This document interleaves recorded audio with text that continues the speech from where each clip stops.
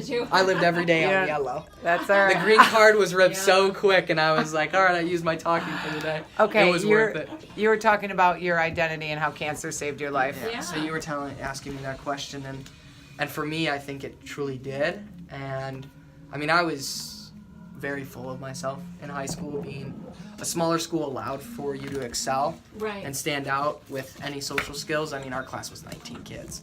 19. It was 19. We had 80 kids in high school. Wow. And they were such a good school in allowing you to try things and do things.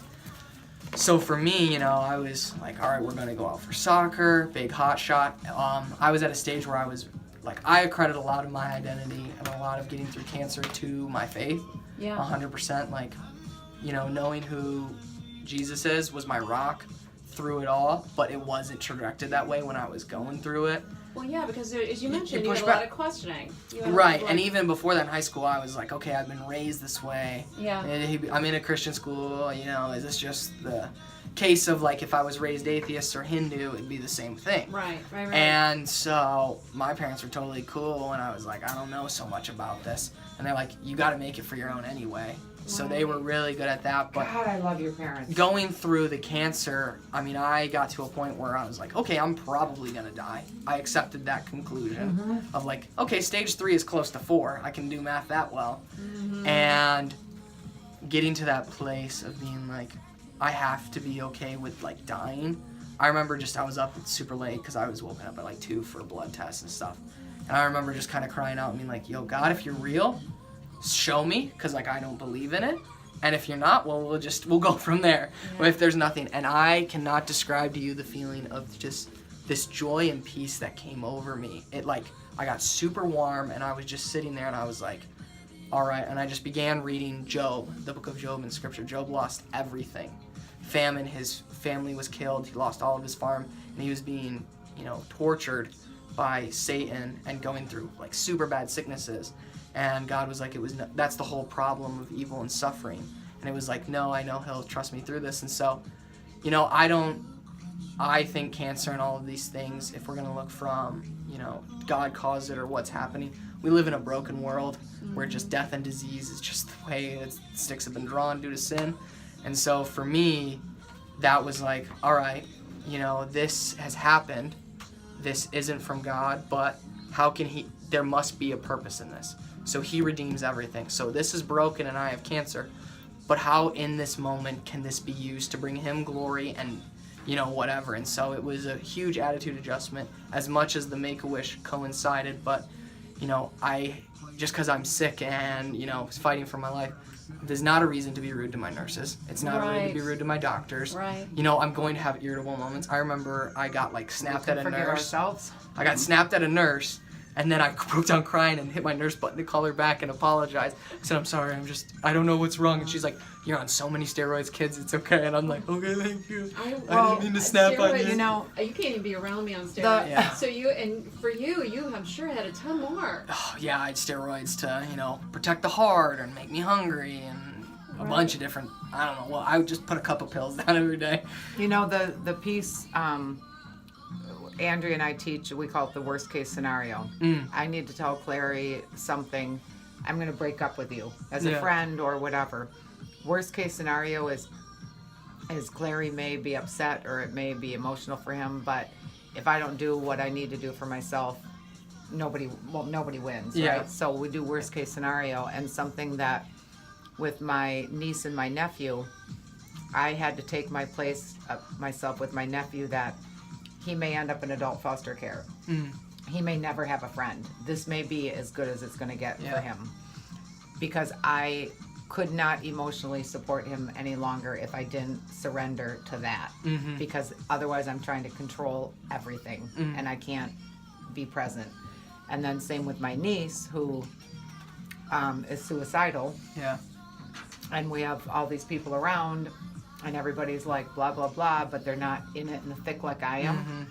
Like I was with you. I was with you during your worst chemo for 2 years. Let's put it that way. So I've been with my niece, and I had to take myself to the place of we may lose her, because otherwise I couldn't. It's just when you said you had to surrender to that you might die, it's the most liberating thing ever, because everything's up. you just, yes, and that's something that we try to teach people. We teach people in our course is going to that worst case scenario. What if I don't say anything? What if I don't surrender to this? Because surrender is like, and surrender isn't just a one-time deal. No, I'm doing it again. We surrender over and over, but when you get that practice of surrender, whether you're surrendering to God, whether you're whatever, just surrender, and the goal is before you're at the bottom. You can sustain. Yeah, I mean, my identity after that was, I mean, I found it in him because I lost. Like, I looked like a naked little bird thing. Yeah. Like, I dropped like 90 pounds, like no hair. I refused to shave it just because like I just couldn't go there. Right. So it was like stringy, which looking back I was like, it probably would have looked cleaner if I would have shaved my head. A little more presentable. But I wore a hat. So where you were at? Most of the time, and so for me it was like I lost all of these things that I had built up as my identity. So whether good at sports or looking good or whatever, and it was like, well, I'm absolutely relying on, the doctors now, and I'm not in school, who wants to date a guy with like no hair, and all of those like very innocent things as a high schooler. Yeah. And then it became a very refractor of, okay, what do I want now in life?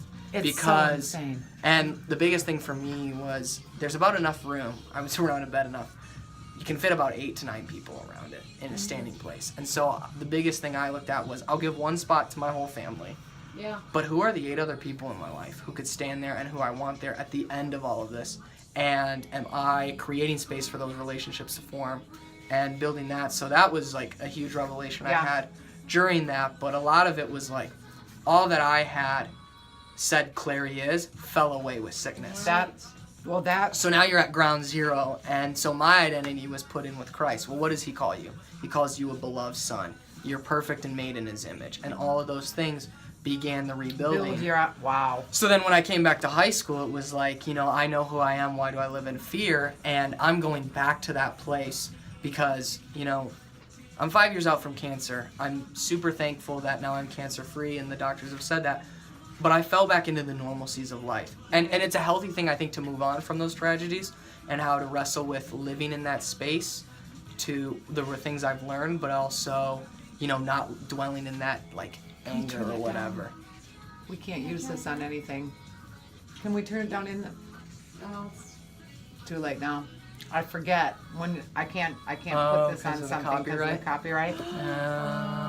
That's all right. No, it's all right. So that's okay. That was my thing, and now I'm getting back to that because like I was just getting through high school and now in college, and it's like, what do you want to do? And I don't really want to like settle into anything, and what is that? And so I've been getting back to the place.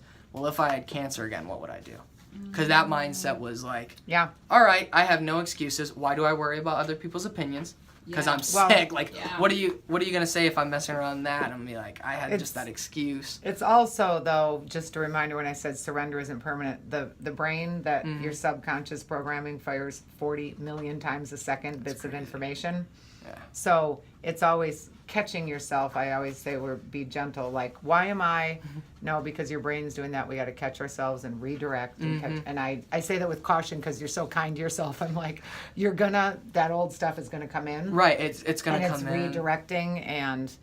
But here's a kid that had an identity crisis, and mine was overnight. I found out I had cancer. Different story, but basically it's the same thing. And it was, how do you like me now? No free haircuts. I lost my home. I lost my business. I have panic attacks 24 hours a day. Unless you're here to feed me, water me, pay the IRS, carry me to bed, or hug me, get the hell out of my way because I'm not surviving. And that was that way for me for almost 5 years.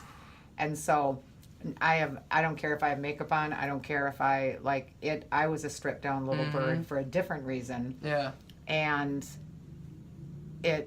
you just get to a point where all I cared about is this is what I would do every day. Am I breathing and am I watered? Yeah. And nothing else. Take everything. Everything was taken, but for different reasons, it's like to hear you talk about having your identity stripped. It's the worst, best thing that ever happened to me. Yeah, you rebuild. And on the right foundation this time. Yeah. And so that's a huge thing. I mean, I've been saying that too. And you did it at 8 well, 16? 16. Yeah, well, I'll do it for the rest of my life. Well, of course. I didn't Of master it. course. I did not master Yes, it. yes, of course. But that's that whole, yeah, that's incredible. We better go. I'm doing my younger sister's hair at 8:30. Ooh.